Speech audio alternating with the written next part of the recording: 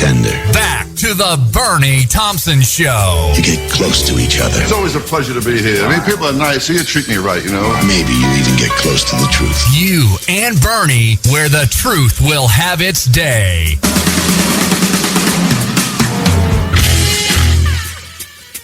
Some great news in Florida, and it's always exciting to talk about that just a little bit.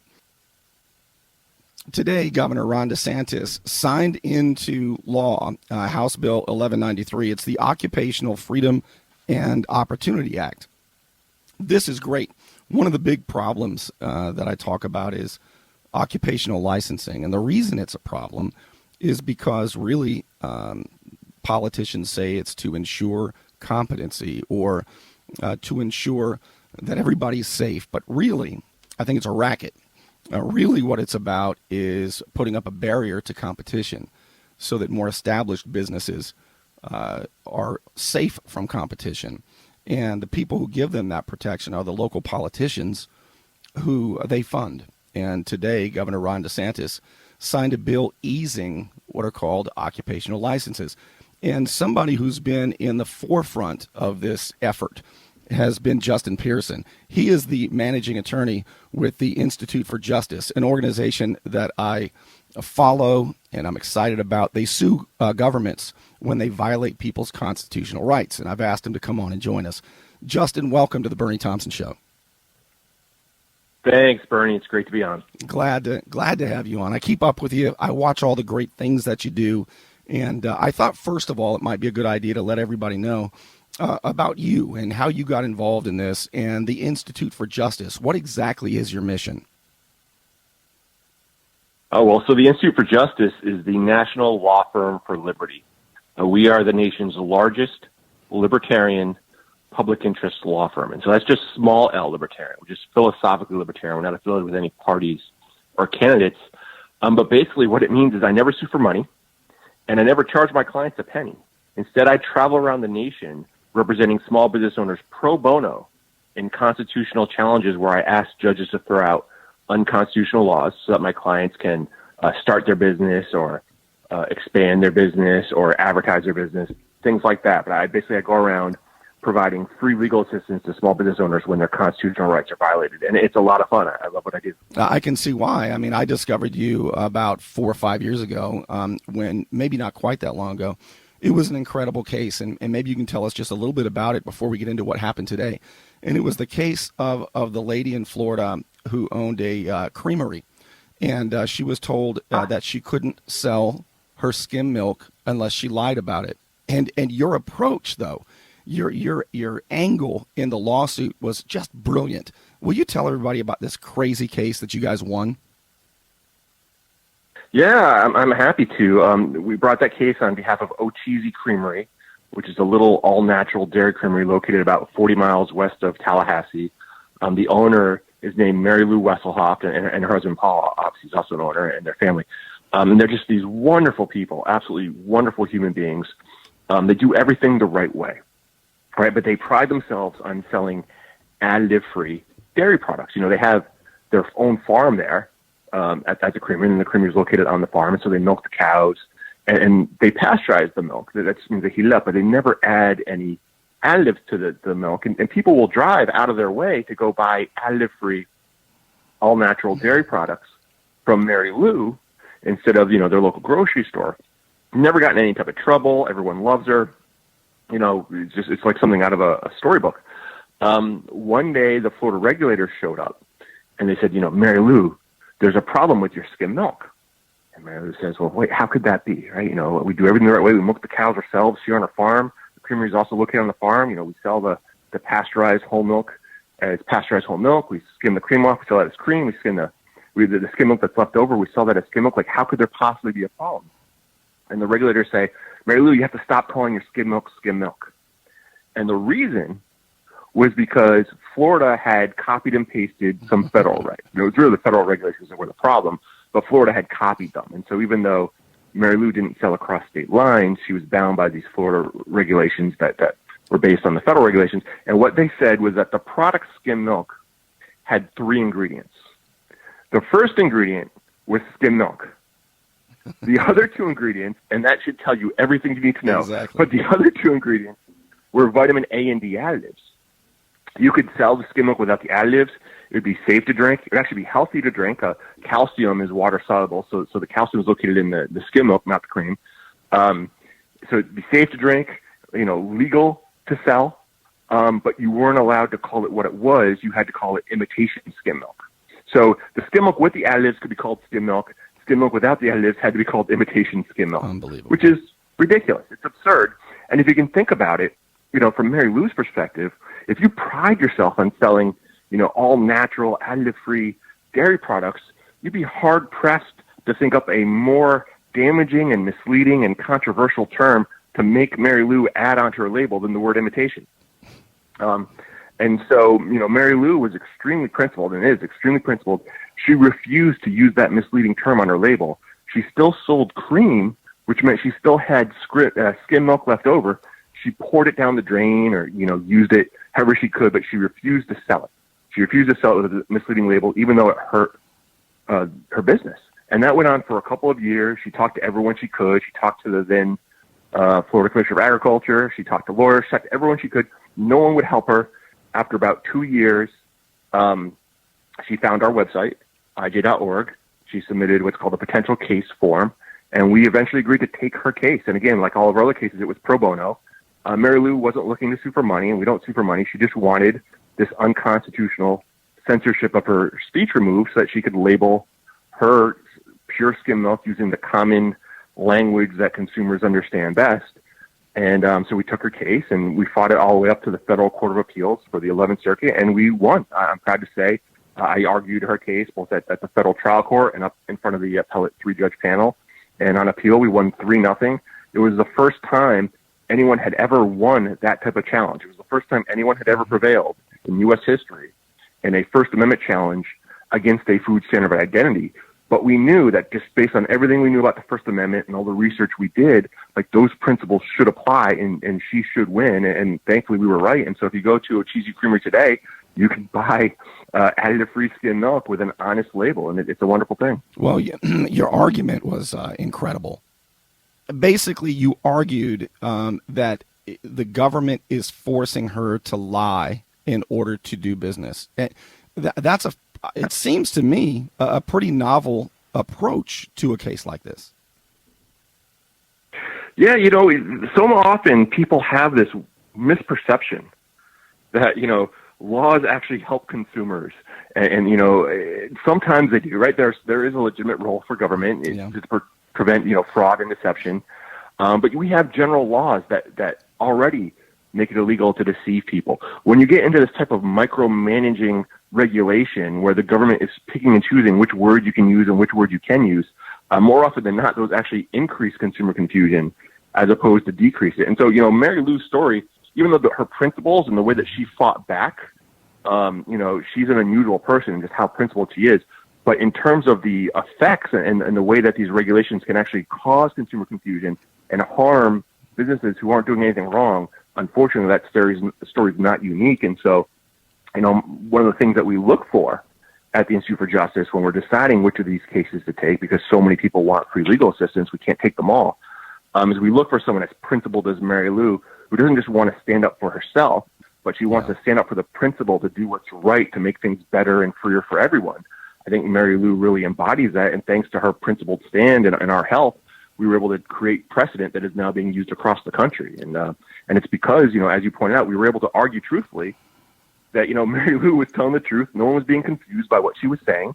She was very honest and upfront about exactly what was and wasn't in her skim milk. It was the regulations that were causing the confusion, right? And it was really hard for Florida to argue to the contrary, because they had to admit, they had no choice but to admit that Mary Lou's skim milk consisted of one ingredient, and that one ingredient was skim milk, and yet they were trying to argue to the judges that she shouldn't be allowed to call it what it is, that it somehow helps consumer understanding to make her mislabel her product. And thankfully, the three-judge federal appellate panel unanimously agreed with us that, no, that's not the way it works. And under the First Amendment, you're allowed to use the common terms that consumers understand as long as you're using them honestly. And when you determine, whether they're honest or not, you look at consumer understanding, not, some government bureaucratic definition or what government officials wish those words meant. You look at what they actually mean to the public. And Mary Lou wasn't misleading or confusing anyone, and so the First Amendment protected her honest speech. And now we have that great precedent to build on moving forward. It's great. And we're with Justin Pearson, the managing attorney for Institute for Justice. And you've got some great attorneys helping you out, but I'm a big fan of what you're doing. Let's talk about the good news today. It's my belief that occupational licenses, the government says that they're there to prove our competence, number one, and to keep everybody safe, to which I say, then hell, you should have them. We should flip that tortilla. The politicians themselves should have them. So today, Governor DeSantis signed into a law, a bill pushed by, I think, a really great representative, Blaise Ingoglia. Blaise Ingoglia understands this. He's worked so hard for years. He finally got it through, and today the governor signed it. And it's called the Occupational Freedom and Opportunity Act. For once, a statute that actually matches what it says it is. Will you tell us about this? Yeah, so this is a great bill.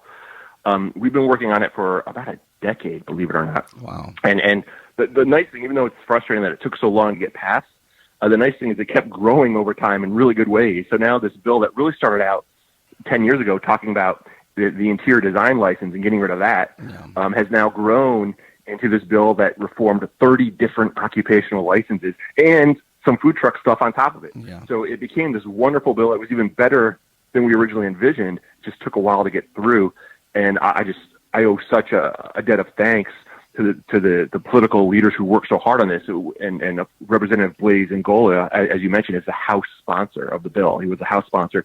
He put a tremendous amount of work into this, getting it through, as did Senator Ben Albertin on the Senate side. And of course, they got a huge assist from Governor DeSantis and Secretary Halsey Beshears, who really vocally supported this bill and put their weight behind it.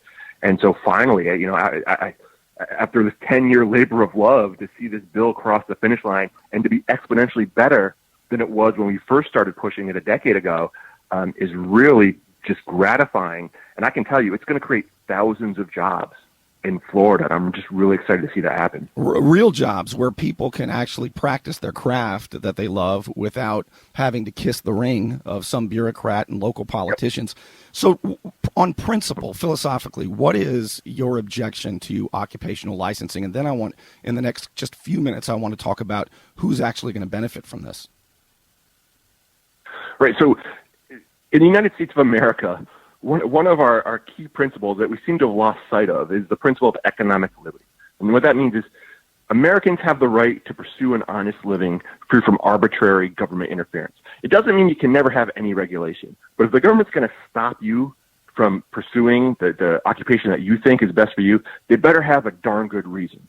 And it turns out that all the rationales behind occupational licensing don't pan out. They're not good reasons. And this has really been established in recent years. You know, when occupational licensing was first created about a century ago, it was really just created for doctors and lawyers and a couple very, very narrow professions like that.